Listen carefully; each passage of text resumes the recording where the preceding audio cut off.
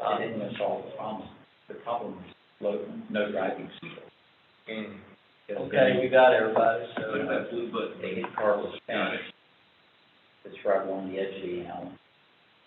And okay. There's a couple of boards down. I'm going to go ahead and call to order this special meeting of the Red Oak Economic Development Corporation. Today is, what is today? 23rd September of 2021. Time is 6:01 p.m. The quorum is physically present on the property. I've had members Bennett, Edwards, Miller, myself, Alan Hughley, and Tim Lightfoot. And Daniel Zimmerman, member, is on the Zoom call. Daniel, can you hear us okay? He's nodding yes. Nodding yes? Okay. We can't see you, so, well, there you are. Okay. I will note that notices were posted pursuant to the Open Meetings Act, and as I said, the forum is present, so we're going to continue into the meeting. This is being conducted both in person and by video conference. The public can be here, and they can also join in and listen in on the call.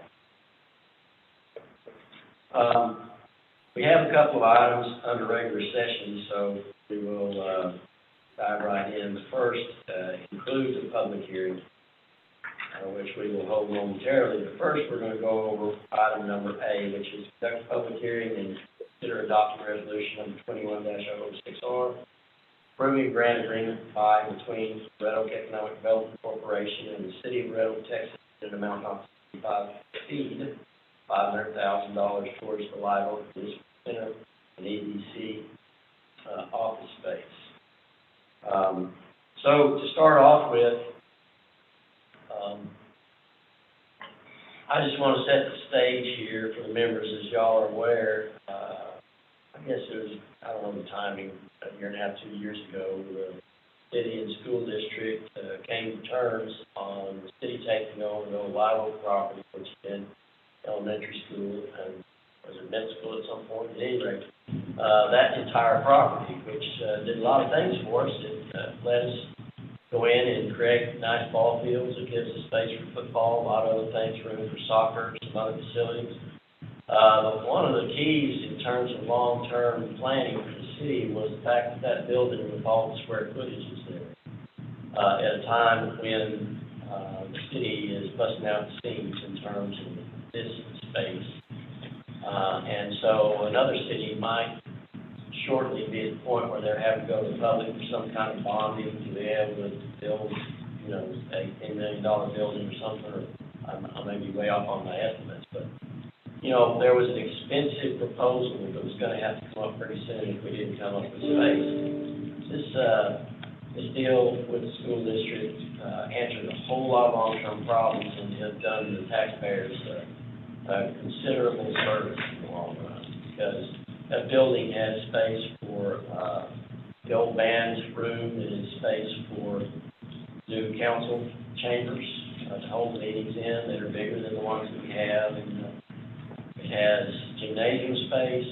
It has it has cafeteria type space, as well as some stage kind of theatrical capability, and it has a nice big library. It's already a library. In addition to all those things, it also has the space to house all of our municipal, if we need all of it there, may not choose to put every bit of it there, but all of the municipal offices that we need. It has a great deal of parking with it. There are a lot of advantages to this thing.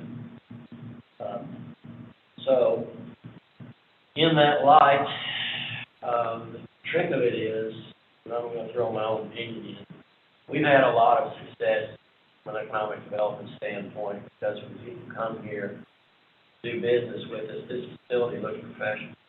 Not sure exactly what they expect when they come to Red Oak, Texas. They used to have some preconceived ideas about what that would be, and when they saw this building, it wasn't exactly what they expected, nor when you came into it. And there have been times when I think that has advantaged us. So part of what we really need out of that facility, if we're going to use it for a lot of stuff, is that it has an appearance of professionality. Not City of Red Oak, this looks like it operates out of those schools. it's gonna be interior work that needs to be done there, but right now, you know, that first impression, so forth, on the face of the building is what we're talking about. So, that's my preface, and I'm gonna turn it over to Lee and Todd to go further into detail, show some pictures. So what we've got is entire space we're gonna be moving all of our administrative offices into, other than the police chiefs. We'll have the fire chief and the fire administration, public works administration, planning administration, EDC and IDC, city management, library, finance, everything will be under one roof, where we're not having to go send people here and there to the other building to go check this out and so on and so forth. So it does a great job for that. Most of that will be contained, without even those two wings that kind of go off up there like that. The big maroonish wing up there, the school district, we're allowing them to continue storing some stuff in there until they get it out, which they've got most of it out already. So we'll also have expansion space as we move forward in that wing, as well as the gray area, that other wing. We've also got court down on the far right end, the red piece.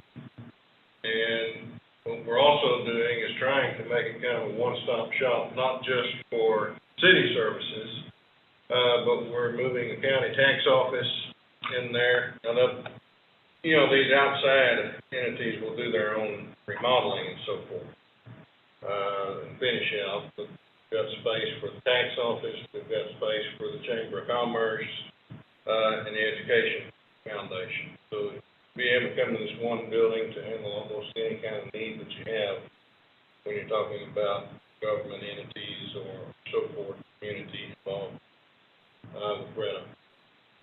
So we have got all of the plans complete, and they're in the bidding phase now. They've actually been bid. We've got those back and we're negotiating with the best bid at this point right now. Real quick before we get into the numbers, Lee, why don't you put up the rendering that we've got.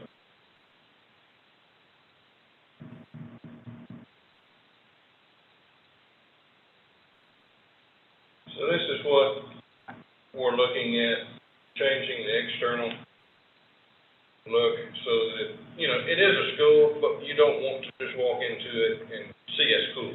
You want to be able to walk in and see something professional. So we're dressing the front of it up. We're also, you know, doing similar type of work, you know, in the main hallways and areas inside. One thing that, and Jonathan, correct me if I'm wrong, but I think the obelisk sign out there is not a part of the current bid. I think it got too high, so we had to take that out. Right. We've left that out as an alternate in case the numbers come in our favor. We can always add it back in. Yeah. And at some point we will do that, you know, in the future, even if it's not right now. But we need to get everything moving. So where we're at in terms, and I'll let Jonathan go through the numbers on, you know, how much we've got budgeted here. We've got money coming in from the city. And then also, just so that you're aware, the IDC is contributed, was it $2.5 million, Jonathan?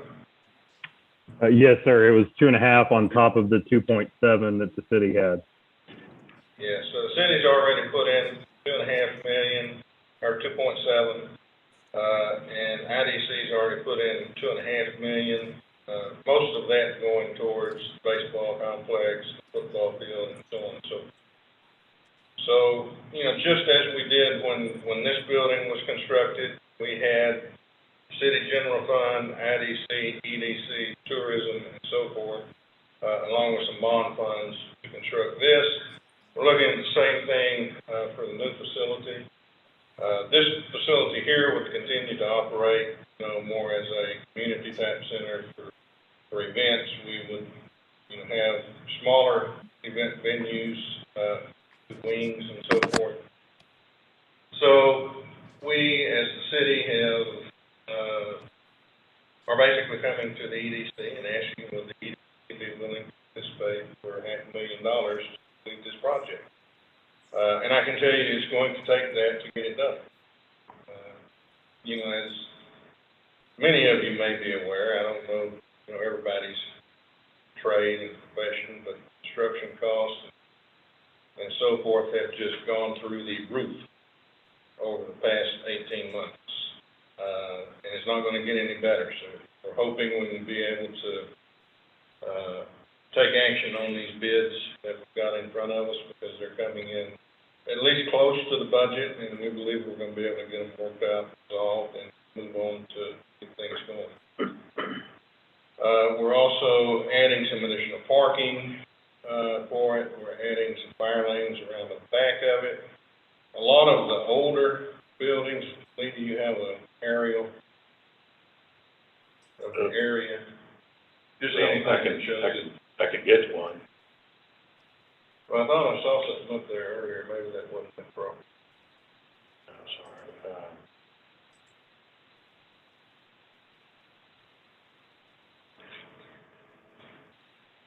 Anyway, the one building right at the end of the football field, the old field house, that building is staying, and that's going to be utilized as basically a field house and meeting space for football and soccer and so forth. And then the building where the current workout facility, which is the farthest south building on the complex, that one will stay. And that will be a fitness center for, both the city as well as the school district. We've been sharing that, even before we bought it, the school district sharing it with us. We'll turn around and do the same with them.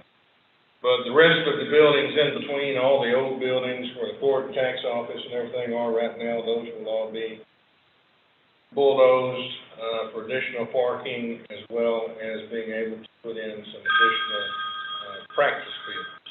So the space that will be put over there won't be for games, but since we don't really want, teams just going out and practicing willy-nilly whenever they want to out on the brand new fields, we need to have some space to give them an alternative to go to. So that's what's going to depend on that area.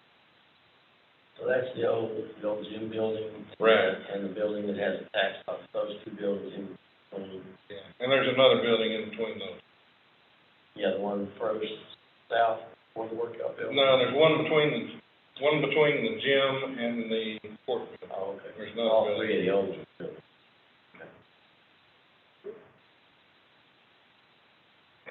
So that, we go back to the rendering of the front of the buildings, make sure I understand. So the dollars that EDC would be contributing are going towards redoing the face of the building primarily. It's changing the windows, doing the window awnings, doing the changing the cap line of the building with accent, and putting these,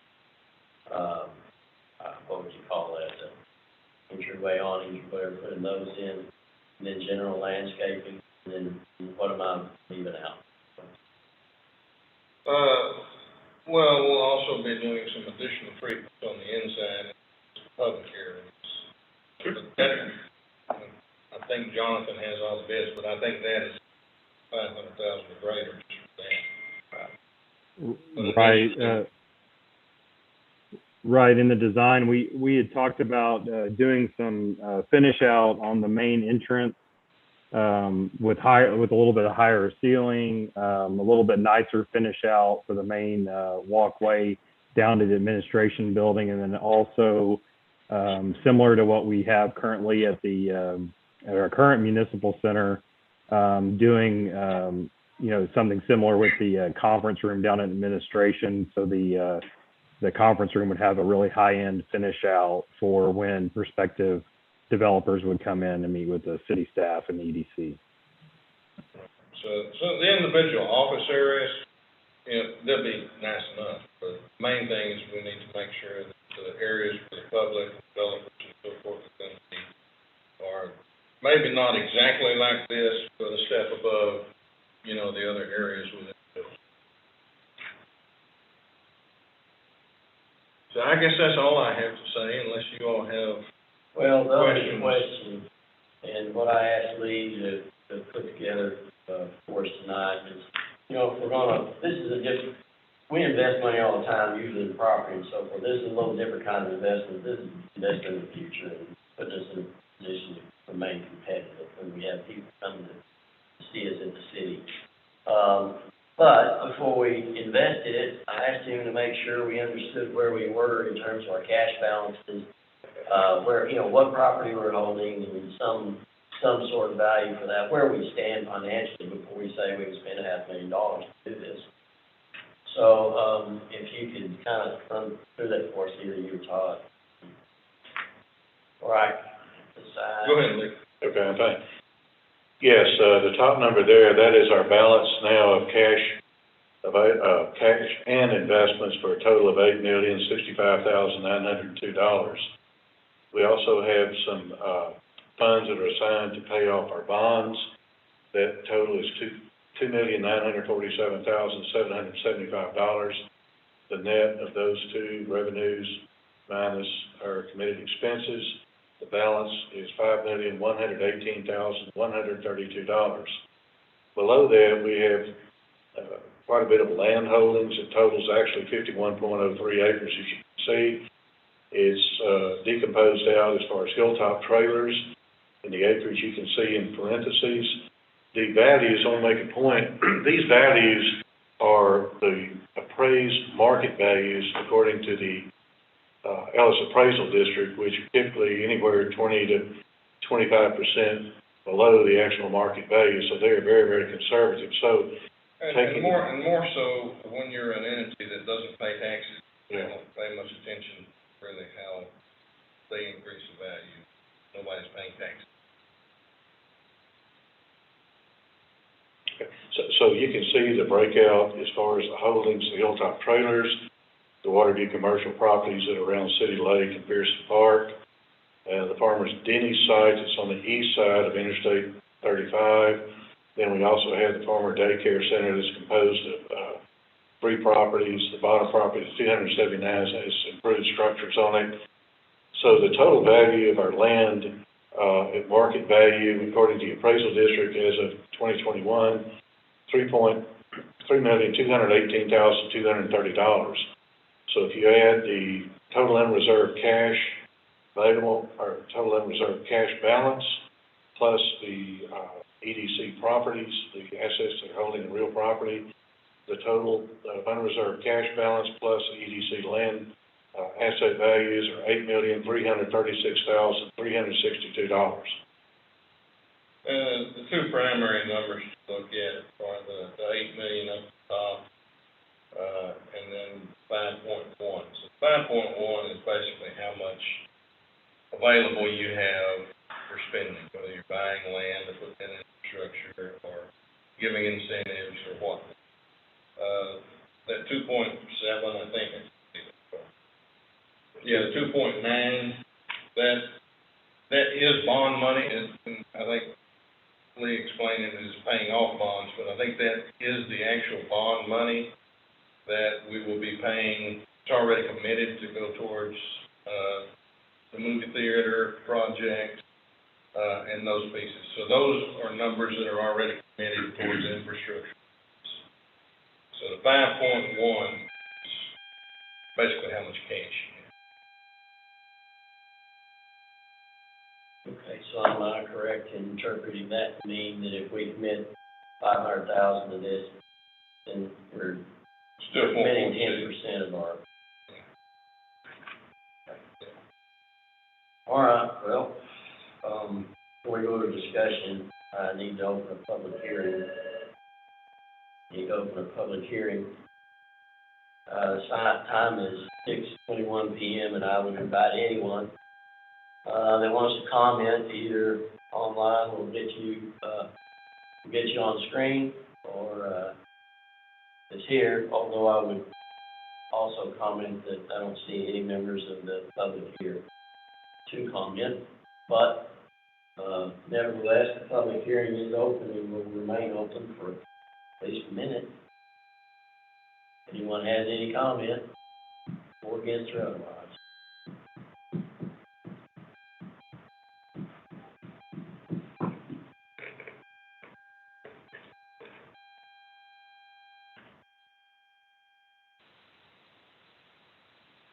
Sometimes a minute seems short, and sometimes a minute seems like long. Yeah, I don't hear anyone, there's no one here to speak to this, and if there's no one online to speak to it, then I would entertain a motion to close the public hearing. Moved. Moved by Tim. Second. Second by Steve, I think. And, all those in favor? Motion carries, 5-0. And, public hearing is closed at 6:22. So, what do you guys think? Do here? I'd also point out, Mr. Chairman, that the mayor is online as well. Oh, okay. I don't know if he wanted to speak to it at all, but I saw his name up there. Mayor, did you want to say anything in regard to it? You're on mute if you do. Yeah. No, I think it's a great project, and I appreciate the EDC's support on this, so they can, so we can kind of get this ball rolling and get into some new digs. So, yeah, I just, we got lots of great things coming. So just thanks for your help. Okay. What do you guys think? How was the EDC's portion decided on, or what EDC would be thinking for? Well, a couple of things about how much, might be an amount that you can afford to do without digging in too far into your reserves, as well as how much we needed to finish it out. So, and like I said, it could have been more if we were putting the obelisk in and some of those things, but we felt like, an obelisk versus, maybe you need to do something with some infrastructure somewhere else. We can figure those things out in the future. So that's kind of where we came down, kind of the balance between the need and the ability.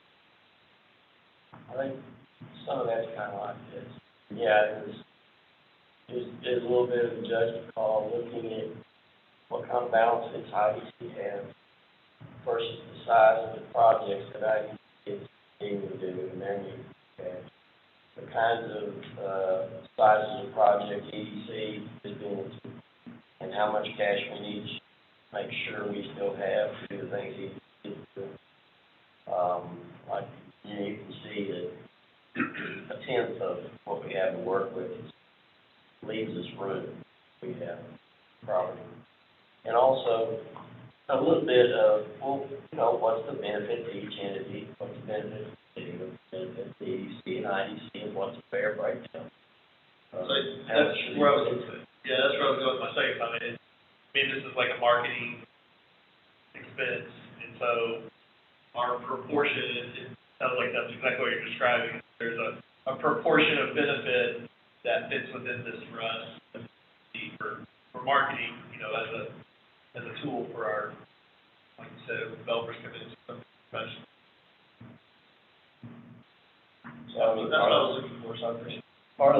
Part of that question is, for us to all answer, difference in support, is we think that's the reason. Now, of course, I've kind of been talking to Todd all about what a reasonable amount might be, so maybe I should be sitting back, kind of, what do y'all think?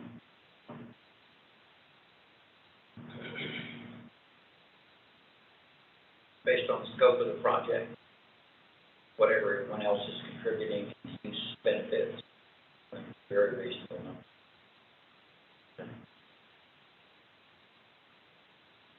Okay, my big question is, I built the infrastructure for this center, when I worked for Enterprise as a tech director.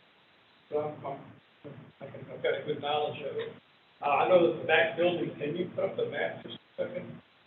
The Can map. you put up the map over Of again? the village. I've got some infrastructure questions.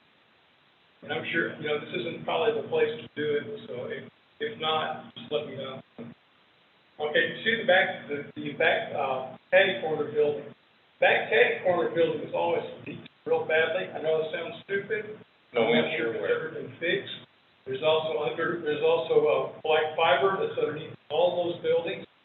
My question is, what are we gonna do with the black fiber? How are we gonna re-out the, dark fiber? Are you guys gonna go back in and rebuild the infrastructure?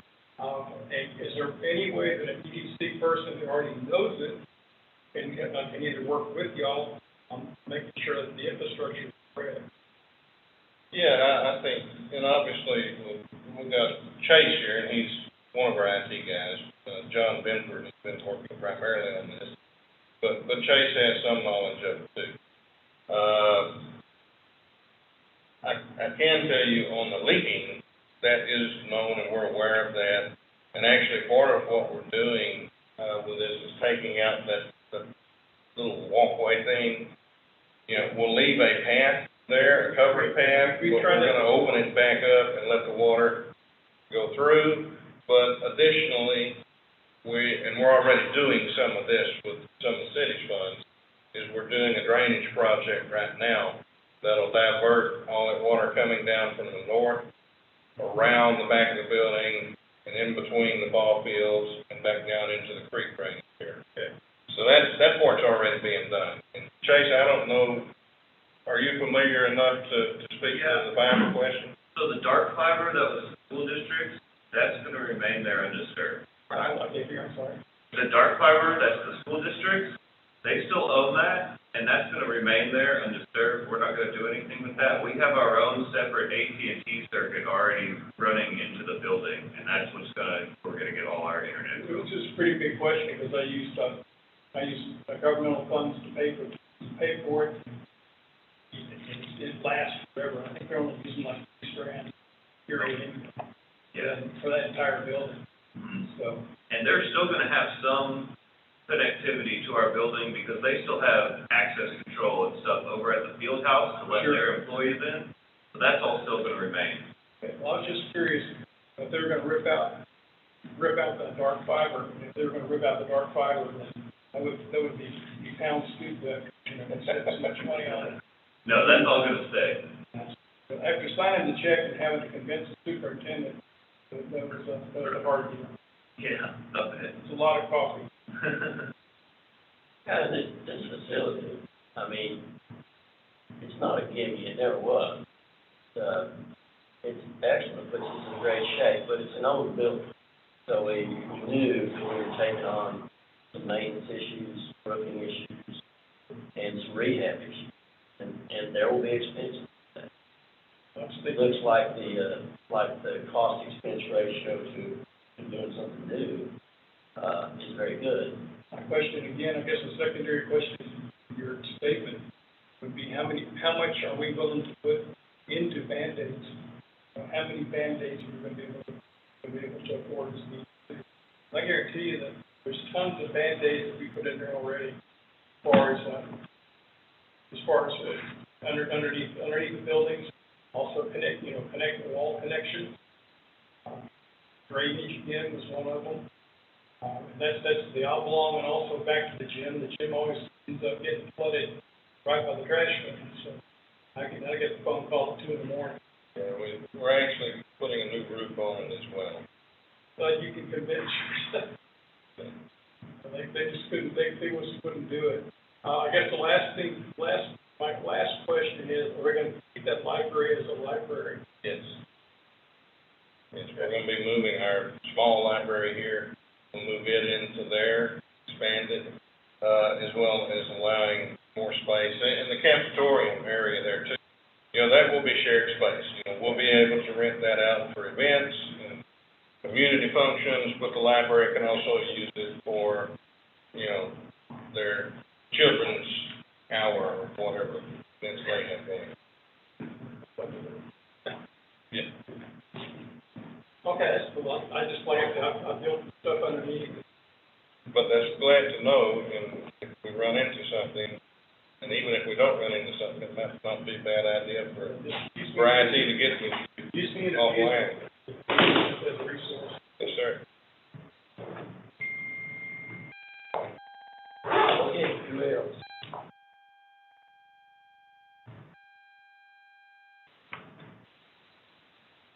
Comments, Greg? Okay. Are y'all ready to do a vote? Is there any more to say about it? Ready to go? Okay. At this point, we held the public hearing and closed it, and, I would entertain a motion to approve resolution number 21-006R. So moved. Second by Tim, second by Jack. All those in favor? Aye. Motion carried unanimous. Thank y'all. Daniel, did you vote? I'm sorry, Daniel. Yes, yes. I'm sorry, and you know, I'm sorry if I forgot you. Did you have any comment on what we just voted on in the past? Nope. No, I'm fine, thanks. Okay. And your vote was? Yes. Okay. Thanks, I'm sorry. All right, no problem, thanks. Thumbs up, so. Okay. You get at least got a. Okay, so, yeah, that passes unanimously. And the second one, smaller item, discuss and consider approving expenditure in an amount not to exceed $13,000 to CNS Land Services for the cleanup, removal of debris in the area around Pearson Park and City Lake. This is related to us finally opening a restaurant on the other side, and wanted to be good new neighbors to them because a lot of that is pretty well grown up, but we haven't maintained property that's ours since we own all there. And we want to go in and do some basic cleanup around it before we open. Not just for that, but we need to get on with getting some of this preparation done towards getting trails around the lake and so forth. So in terms of the scope of the work, I'll turn that over to Leader Todd. So the wooded area down here right along the banks, is just overgrown. I mean, it's just unmanageable, at this point. And there's a lot of, grassy areas as well. But those wooded areas primarily because it is just a mess. We've got bids, the primary one that we're looking at, we come in with a skid steer mulcher, where we're not just cutting it down and hauling it off and so forth. They're actually coming in and mulching it and cleaning up all the undergrowth and the brush, bringing the canopy of the trees up to 10 or 11 feet high, so that we'll have clear space underneath it, and hauling off all of the mulch project, the mulch, product, to get it out of the way. Also going around those, you can't get a skid steer necessarily on some of that high grassy area on the east side.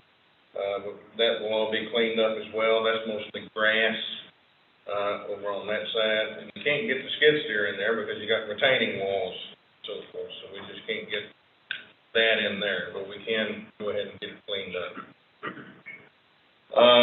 And Lee, I'm sure I'm missing something else in there too, but when is the projected opening for Tage? Talked to Joe this afternoon, he's planning on October the 15th. Yeah, so we need to get moving on it pretty fast. We need to do it anyway, but we'd like to do it fast for their grand opening and have everything cleared and being able to move forward. Did I miss anything big, Lee? No, we actually had 4 estimates to give you some scope. The high was $39,000. The next bid was 24. The next bid was 18, and this is 13, and they're all virtually the same task. So that was the best of the 4 bids. We looked at the possibility of, city capabilities, doing part of it and so forth, and didn't really find that it's gonna come out particularly better. You don't necessarily have staff to put on it, you don't have the truck that we would need to commit to it, because mostly it'd be us hauling everything off. After it was ground, looked at the possibility of leaving it ground. But in the end, and those could cut it down further, but in the end, just get it done. And with the scope being all the way from, make sure I'm right about this, but it goes all the way from restaurant on the east side up to the road, and then all the way back down where the parking. That's actually quite a bit of work. I mean, my first thought was that seems too low, honestly, for what the scope in there. I mean, I get it's only 2.2 acres, but talk about the shape of it. Seems like a great deal if they do a good job. And I'll tell you, it's not a landscape company. If you were doing a landscape company, Yeah. it would be tremendously expensive. This is a brush clearing company.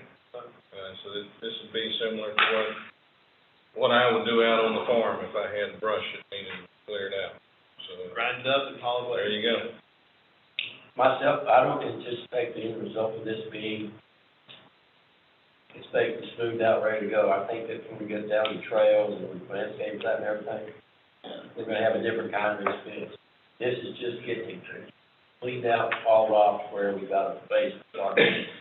Yeah, that's a good point. You're not looking at making it like usable recreational area. You're Not just yet. making it look a little better. Yeah. Eventually we will.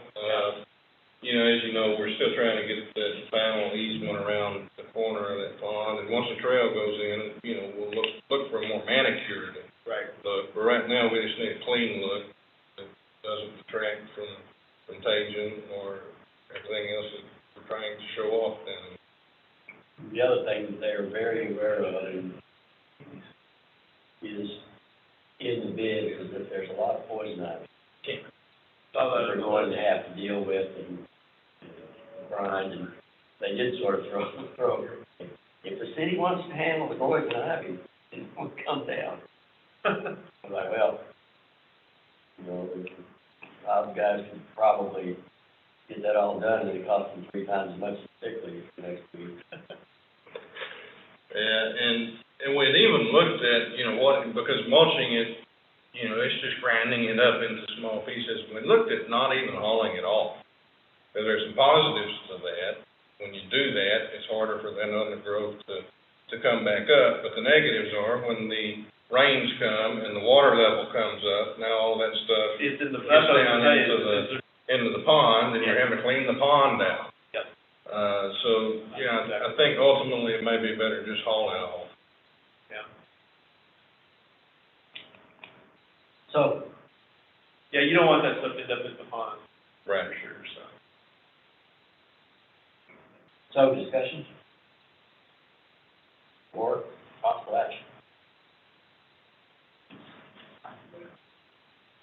Good? Ready to go? Yeah. All right, then I would, consider a motion to approve an expenditure in an amount not to exceed $13,000 to see this land service cleanup removal of debris from the area around Pearson Park and City Lake. Second. Who moved? Great. Dan? No. Great. Greg and Tim. Okay. All those in favor? Everyone in attendance? Daniel, signaling aye. That carries unanimously. I don't think we have any, executive session this time. But a lot of stuff working around the city. We don't think they have any else back on right now. And we got some stuff percolating, but hopefully we'll be back in front of you for too long. Got a lot of stuff percolating with EDC, but also some with EDC. I think it's okay to any general updates on projects y'all would ask about. Anything of interest for, I'm just asking kind of like where we are on the theater project, how that's moving. So talked to Mohammed last week, no, actually Monday. They are trying to crank that back up. I know that B&B just got a sizable, injection of capital coming in from COVID relief funds, and that was only half of it. So the other half is coming. They're working through, the bank, and I think Lee is trying to schedule a meeting. I know he's talked to Dennis McIntyre, here within the next week or two, trying to get an update, move forward plan. So, the good news is that it's still coming. They are still committed. Bad news is that we still have COVID, and we still have problems, and, you know, everybody's just being careful about where they put money in right now. So, but it sounds like it's coming to a near term, hopefully. Lee, Hickory Creek properties. Yes, sir, we fully closed on both parcels, with Kevin, with Kevin Madsen and his, Red Sky Development Group. And they have, tenants already for the southeast and the southwest corners as well.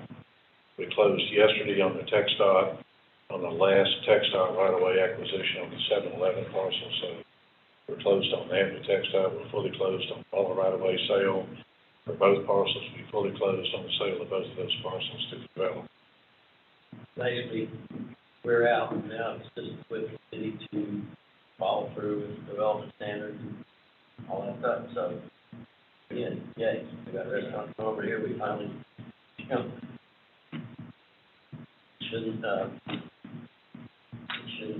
not recognize that we spent a long time, done a long, we bought the property, we worked a long time to get something, and we actually have a restaurant, we didn't use the lake, patio all over, we will have dinner and drink. Looking forward to doing it. So we finally got the Hickory Creek project done. It's taken a long time to get there, but we managed to get our financial goals on it. Project all paid for itself.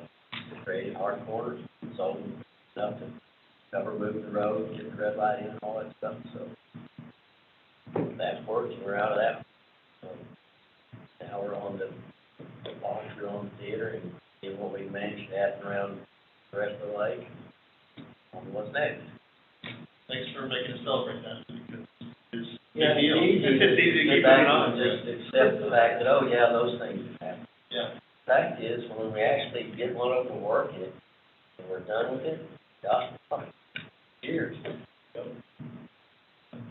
So, there you go. It's good to actually see y'all in person. I know the COVID thing is still a little risk, but I'm glad we're back in the room and talk. It's good to see y'all. Hopefully, maybe we can get back someday to a point where we don't have to sit in the apart, have to be, but at least we're in the same room. The restaurant still in play with the movie theater? Yeah, all of them are still. Yeah. I mean, can't be specific because we're in open session. You know, everything's still in play, but, you know, the theater is kind of the catalyst of most.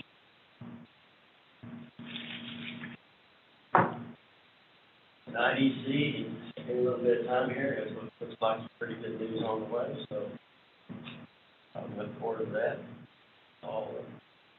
We're all in the same game here together, we're just doing our different parts.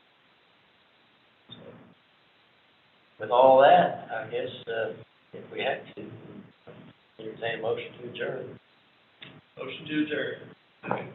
Tim, and Greg second, all those in favor?